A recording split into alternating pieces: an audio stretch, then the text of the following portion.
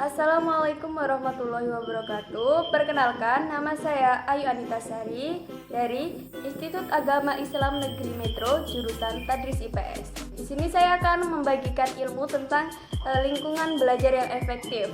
Selain membagikan ilmu, saya juga mendapat tugas ulangan akhir semester dari dosen saya, yaitu Ibu Anissa Herlida.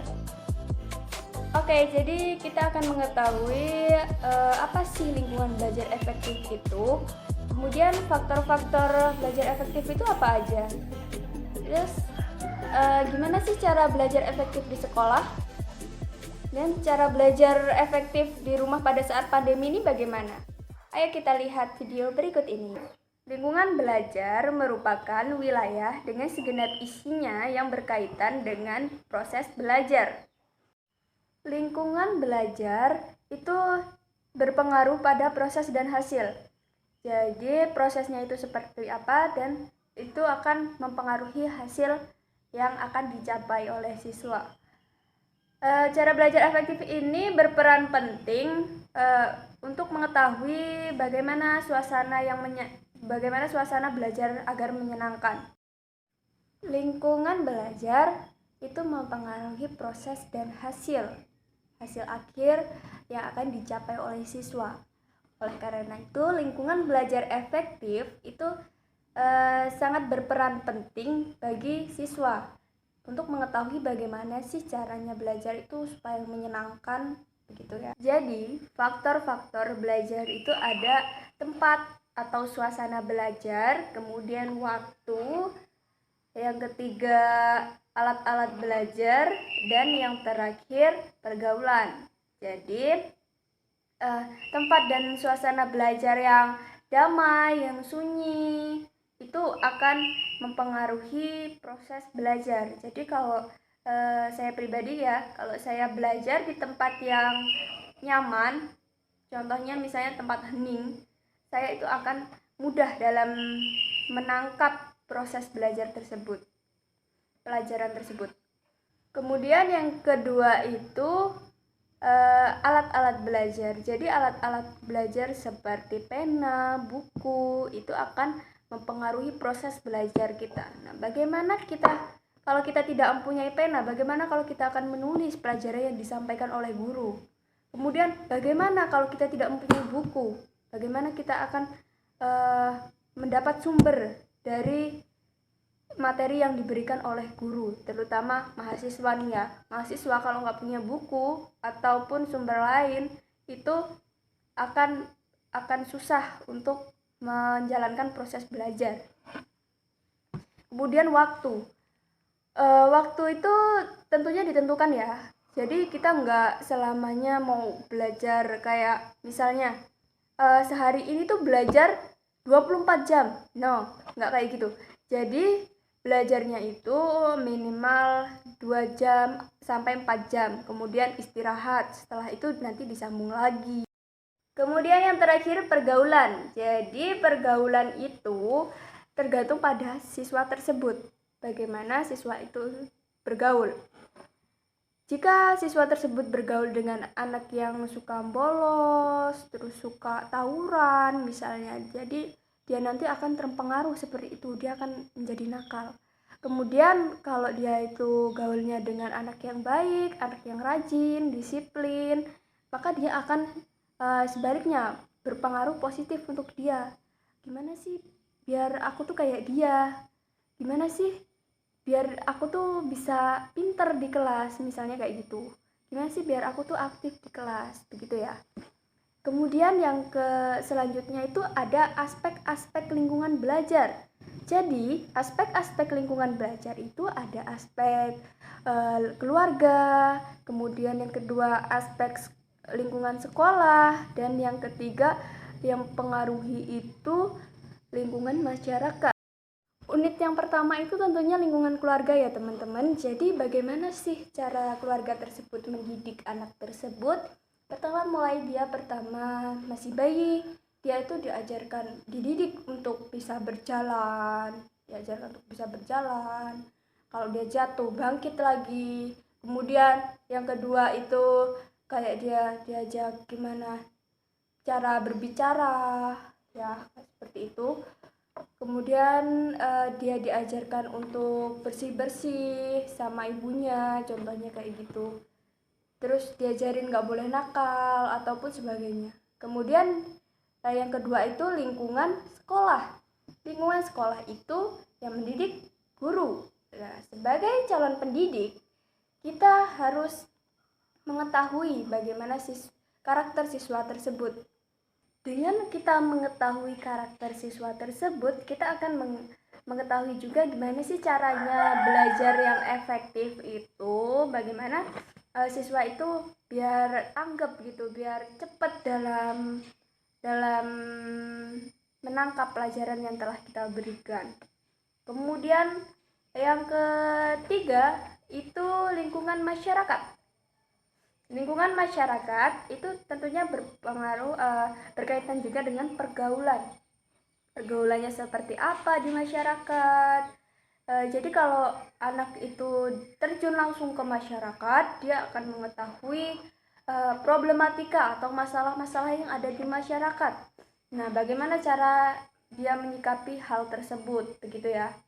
Misalnya dia melihat lingkungan yang kotor, kemudian dia membantu untuk menyapu, bersih-bersih, begitu. Tetapi jika pergaulannya nakal, lingkungan sekitarnya itu nakal, maka dia akan terpengaruh, teman-teman. Jadi tidak selamanya lingkungan masyarakat itu baik ya, teman-teman. Jadi kita harus berhati-hati dan tetap menjaga pergaulan dengan orang yang patut kita contoh, begitu ya. Aspek-aspek udah, faktor-faktor udah, kemudian apa lagi ya yang belum? Oh iya, cara belajar efektif di sekolah itu bagaimana, begitu ya. Misalnya cara belajar efektif di sekolah itu kayak kita itu menciptakan suasana yang menyenangkan ya, tentunya itu tujuan belajar efektif. Bagaimana sih cara belajar itu agar menyenangkan? Tentunya kita itu membutuhkan tempat yang fasilitasnya memadai ya, teman-teman. Maksudnya ada papan tulis atau ada proyektor ya. Kan apalagi kita generasi 4.0, jadi kita harus ada proyektor, tapi itu tergantung juga dengan lingkungannya, maksudnya keadaan gitu. Kemudian yang kedua itu kita itu harus pandai merangkum ya. Maksudnya merangkum yang bagaimana? Kita merangkum pelajaran yang diberikan oleh guru. Jadi ketika guru memberikan pelajaran atau kita sebagai guru kita akan memberikan pelajaran kepada murid, kita itu merangkum pelajaran apa sih yang akan disampaikan oleh kita nanti di depan anak-anak. Kita itu merangkum, sedikit banyaknya kita merangkum, kemudian biasanya kan guru itu mendikte ya, atau membiarkan menulis di PowerPoint gitu misalnya. Kemudian yang ketiga itu belajar sambil praktik. Jadi tidak selamanya belajar itu harus tentang teori ya, jadi kita juga harus memberikan praktiknya itu apa aja begitu.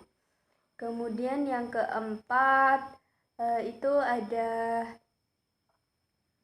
belajar rutin tapi nggak lama ya. Jadi kita itu kalau mau belajar itu setiap hari teman-teman, tapi nggak harus lama, misalnya ditepatin waktunya sehari 2 jam begitu ya.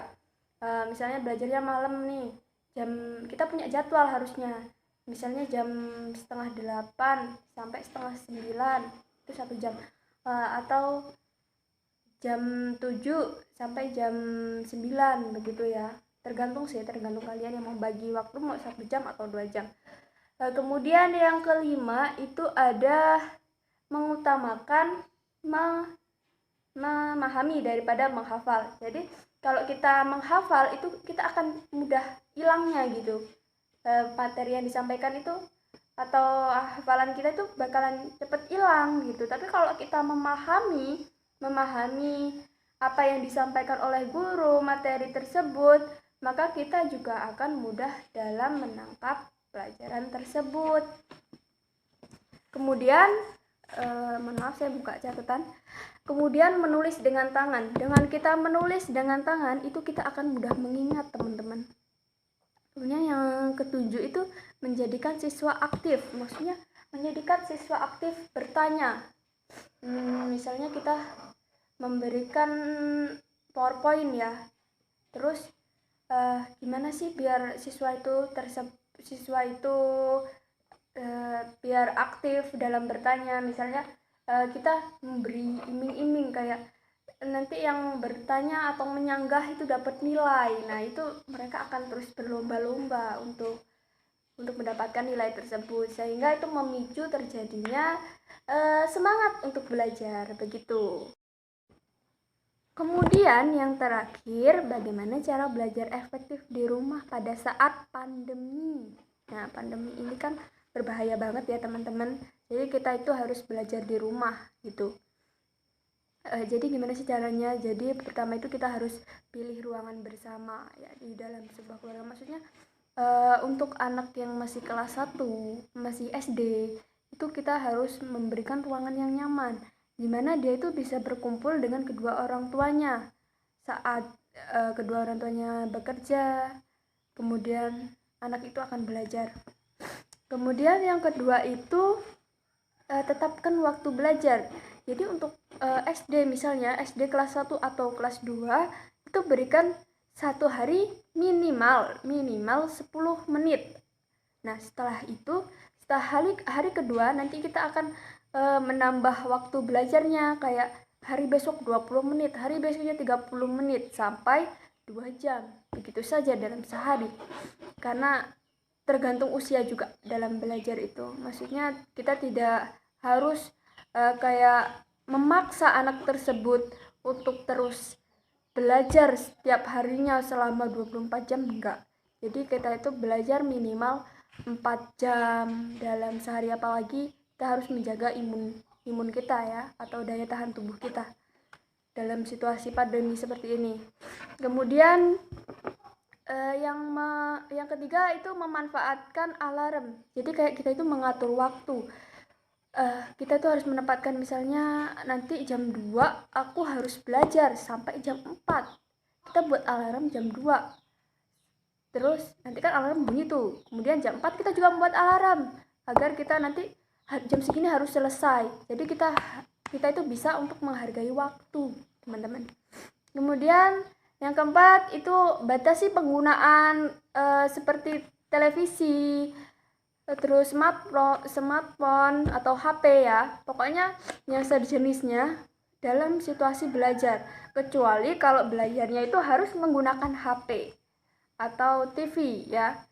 Jadi kita harus menggunakan hal tersebut, tapi kita harus membatasi agar anak-anak tersebut tidak terus-terusan nanti kalau main HP kan bilangnya dapat tugas dari guru, ternyata cuma mainan gitu, suruh bantuin orang tuanya nggak mau, ternyata mainan HP, bilangnya dapat tugas dari guru, begitu ya.